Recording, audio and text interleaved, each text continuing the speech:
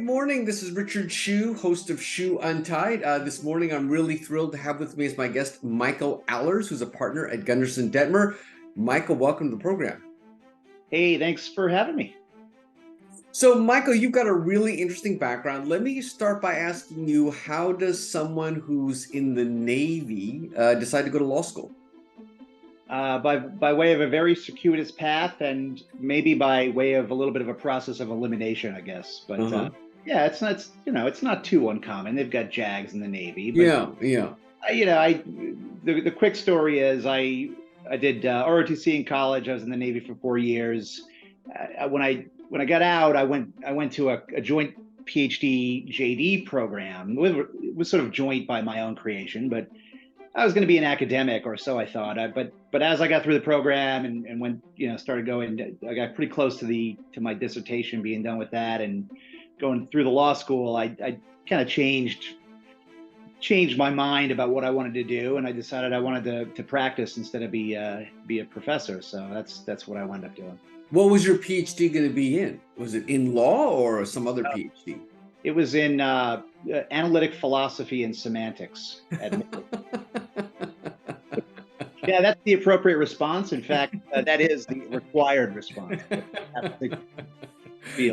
So when you got to law school, then what did it seem like? Did it seem like a walk in the park compared to that compared to doing a PhD thesis? Law school would have seemed like a walk in the park. I mean, in certain respects, yeah. I mean, it was great. I wound up, it was both were at Michigan, right? So I wound up doing 4 years of the PhD program. Got pretty far along with a chapter of my dissertation before I started at the law school. But actually, I think in some respects it made it easier. In certain respects, there was a bit of an adjustment because academics, kind of pure academics and like analytic philosophy, it's very, very narrow, right? Any field right now in academia is super narrow. It has to be. Yeah. And the writing style is very different. It's not really direct and to the point, and the kind of methodologies are different. I actually think it was really refreshing to go to law school, and that's kind of one of the reasons why once I started doing that and going to some summer programs, I kind of changed my view, fairly quickly. Oh, interesting. Now, did you go in, obviously you became a corporate lawyer. Did you know when you went to law school that was what you were going to do, or did you dabble in litigation at all as a young lawyer or anything like that? It was pretty clear to me right away that litigation wasn't for me. I'm trying to remember why exactly, but it's probably well overdetermined. I don't know. It's lots of reasons. The corporate stuff was more interesting to me from the beginning. The writing that you do in litigation, the kind of motion practice and kind of briefs and stuff wasn't really just wasn't as interesting. And I really liked the economics behind corporate law. I liked some of the theories behind it, behind contracts, and in particular, actually some of it was related to what I was thinking about at the time in my other endeavors. But yeah, so it was pretty clear. Did you ever work as a litigator, either as a summer clerk or as a young associate at all? I never really did. Not in my summer associate roles. I was in corporate every time. A couple of times I did a summer associate thing. So, and it looks like you started your career at Cravath. Tell me a little bit like what that was like as a young corporate associate. I mean, Cravath is a great place. It was the thing about it. The thing about Cravath that I always think about. I run into my ex-Cravath folks all the time from my class or near class. But the one thing I think is really funny to me is that even at the time, I started in 2010, so I guess I probably summered there in 2009. In fact, I know that's right. The summer program there is not like summer programs now. And at the time, I think it was very different. I think the summer program there was always different than other firms from what I had heard. But it was pretty much kind of get in there and, you're just an associate at Cravath. You have summer tacked on to the front of that, but there really wasn't a ton of distinction. For example, the thing I always remember, and I've tried to kind of tell this story a little bit to my summer associates that come through Gunderson, but I don't know if they really appreciate the story that much. But my first day there, I was in a securities practice with this well-known partner who's retired now, Chris Heinzelman. And he came by my office first day and was like, "Hey, nice to meet you. Got this project for you. I want you to do this comparison chart for for different recent indentures, with respect to a 144A transaction." Mm-hmm. And I was like, "Okay, great." I had two questions. I asked him one question, which was like, "Well, when do you want to buy?" He was like, "Oh, tomorrow morning would be great." And then my other question I saved for my office mate. By the way, we had office mates, and that was, "Hey, what's an indenture?" That was a good all nighter, I believe. But good tradition in the law there to do that. It's good for the soul a little bit. So yeah, it was a great time. I loved it. What kind? What? Give me a feel for the range of stuff you worked on there. I mean, was it? I mean, just give me a feel for the kinds of stuff you did. I mean, Cravath is the way it works there. There's roughly, if you're in corporate, there's roughly 3 rotations, some kind of variations to this. You can go in a corporate securities practice. You can be in a banking rotation or an M&A. I was in corporate securities, capital markets. And at the time, it started in late 2010. So the market was really coming back from the financial crisis. It was actually very busy when I got there. And I would say that for that year, really, most of what we did in that group was kind of junk debt, really. Purchaser side or underwriter side, if you will, for the most part. Some of the big banks, Credit Suisse, Goldman, all the big Wall Street banks. Yeah. But really, it's kind of neat. I mean, the deals are significant. Once in a while, these huge deals that are very well known even today.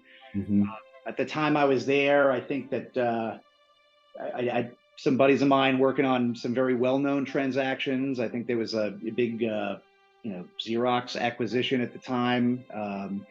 But I was in capital markets, so it tended to be that. It was a couple of IPOs that we worked on, but the transactions are all kind of like, top of the market type of stuff, front page of the journal. So it's great. It's a kind of a special place to work.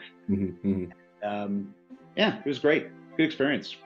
So from Cravath, you obviously have been in a bunch of different places. Tell me a little bit about tell me, how would you characterize, maybe the arc of your career growth, kind of now how you're at Gunderson. I assume now you're working with a lot of startups, but maybe tell me a little bit how you got to that place from Cravath, obviously seeming like two very different firms. Yeah, in the old days, the rumors were that, if you jumped around a lot, it might not be good in big law to do that. I really pressure tested that a little bit, but So, and by the way, when you pressure test that and kind of jump around a lot, you actually have to describe exactly this question many, many different times. Yeah. It's fine, for me, it was just kind of, my view was kind of find the right practice, right? And so there were external forces at play as well. So, for instance, I left Cravath really right at the end of my first year there because my wife, she had a job that she really liked, but that was only in Texas, and so Cravath didn't have an office in Texas, and they didn't have a remote program at the time. Yeah, right. But so I looked around. She was happy where she was and wanted to kind of keep her job there. And so I wound up moving to Vincent Elkins in Texas, was there for a while. I'm going to gloss over some of the more, boring details, but Vincent Elkins was a good practice, good corporate practice in Dallas, did a bunch of stuff, shifted more to M&A, some private equity, some public M&A, a little bit of other stuff too, dabbling a little bit in fund formation and even capital markets still.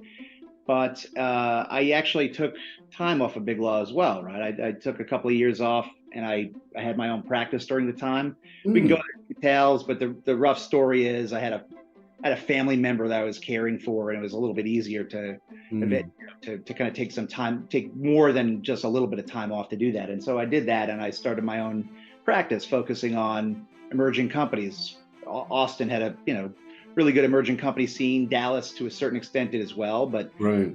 so for a couple of years, I ran my own practice, and then when I was, you know, kind of hadn't planned to do that, and so had wanted to be back at a bigger platform eventually. And I guess I'll just tell you this quick anecdote. When I started to kind of think about doing that and look around to go back into big law, I was kind of like more of a senior associate level at this point. Yeah. It was again one of those old kind of rumors was like, well, once you leave, you're really not going to go back into big law. And so I kind of pressure tested that as well. It was really not that difficult to kind of find a lot of opportunities to go back into a firm. When I was looking around, my wife had moved on from her prior job. We were still in Texas. We were kind of wanted to change of pace. We started looking around in New York and the East Coast. But then we had an idea to kind of check out California, especially since I had been kind of doing more work in emerging companies, my practice. And so that's how I wound up coming to California. I see. Interesting. And then I guess your practice focus has really shifted to startups now. Is that predominantly what you do, or how would you characterize your practice now? It's kind of interesting because even though the premise of moving to California was a little bit based on, try to tap into the emerging company venture scene there, I did wind up landing at Kirkland in San Francisco and was there for a while. I was most recently a partner there. I've been at Gunderson for couple of year and a half, 2.5 years. But before that, I was at Kirkland, San Francisco. So that practice is predominantly private equity, right? Although Kirkland's practice on the West Coast does have a significant growth equity component to it, and that's kind of the crossover and how I wound up coming to Gunderson. So now this is kind of, you kind of concluded this is actually the practice that you want to really focus on, the more the startup stuff and yeah. But I guess let me tell you a little bit about my practice, right? So Gunderson, Gunderson, it's uniquely focused on the venture emerging ecosystem, right? So we don't have a litigation department. We don't have, other things that are kind of, we have practices that are complementary to the emerging company venture ecosystem, including growth equity. Yeah. Right? And when I was looking to come over to Gunderson has, historically been a venture firm, but our growth equity practice has really been developing quite a bit over the last several years. Growth equity mainly being kind of later stage venture style deals, but not always. Some of these deals look a lot like crossover deals or even private equity deals that aren't control deals. Sometimes they have a cross-border component. They could be deals that just simply have a bigger check size or more complexity or super bespoke. So there's a lot of action in that area that, frankly, a lot of it is a little bit bespoke, and it's not like the commoditized kind of more typical venture practice. So that's appealing to me, but it's also something that when I was at Kirkland, we would do a lot, especially in the 2019, 2020 timeframe when you had a lot of, more typical buyout firms and private equity players looking to kind of explore different types of deals where they didn't have to leverage. They can get into minority deals or just pure equity backstop deals. And so Kirkland is more of a typical private equity. It is the private equity firm, but there's also a lot of that kind of activity there. It's really interesting stuff. It's very bespoke. There's not a lot of people who can do it because the kind of two worlds, private equity and venture, are just very different, and they just don't kind of like interact much together. And so that intersection is kind of a little messy and a little bit bespoke. And Gunderson really kind of owns the space with our growth investors, and we have some of the top growth investors in the market. Tiger Global, all the top crossover funds that are investing big checks cross border that look a lot closer to private equity, but that's a huge practice for us, and so that was very interesting for me and for the folks at Gunderson. And that was the kind of it was kind of a no-brainer to come over. The practice is great. It's really growing quickly, and it's super interesting because it's kind of tough to do. Most of a lot of what we do anyway is very much first impression stuff. Is because it's very bespoke. Yeah, no, that totally makes sense. Well, tell me, Michael. I mean, obviously, you've had a really interesting career. Maybe, as you said, a little bit more, not typical. Have you ever thought about maybe going house at some point? I mean, obviously, you've been in a lot of different law firms. You've seen a lot of different things. Has that ever crossed your mind in any way? Yeah, I never really. From time to time, I had thought about it, but I never really had the right opportunity at the right time Yeah, for it to come together. And yeah, I think now it's not something that I would really, be on the lookout for. I mean, you never know. I suppose the right opportunity could come by, but yeah, yeah. I would say that right now, um, it's funny. I mean, like, you talk to a lot of lawyers, right? You Yeah. talk to a lot of law firm partners. I mean, Oh, it's oh, kind of a tough job being a law firm at any level, but my position now, my role right now, it's really kind of the best in my, whatever. I've been practicing for like 13 years or something like that. yeah, It's great. It's yeah, super interesting. It's like I said, stuff that tends to be very bespoke. You have to be creative. You kind of have to have a little bit of an eclectic background, so you can kind of do a lot of different stuff. You can figure stuff out. So to me, it's great. I don't know that I'd find the same kind of thing in house. yeah, yeah. If you ever retire from law, will you ever go back and finish your PhD? Yeah, I I have asked the question, but I have mostly answered to myself probably. All right. Well, Michael, I really appreciate your taking time. It was really interesting. I'd seen your background, and I love all the stuff you've done. And if you do happen to think about ever finishing your PhD, please come back and tell me about it. Yeah, I will. I probably have more interesting stuff to tell you about than that. I'll come back. I'll come back to you. Sounds good. This is Richard Hsu and Michael Allers. Thank you. Thanks. Thanks.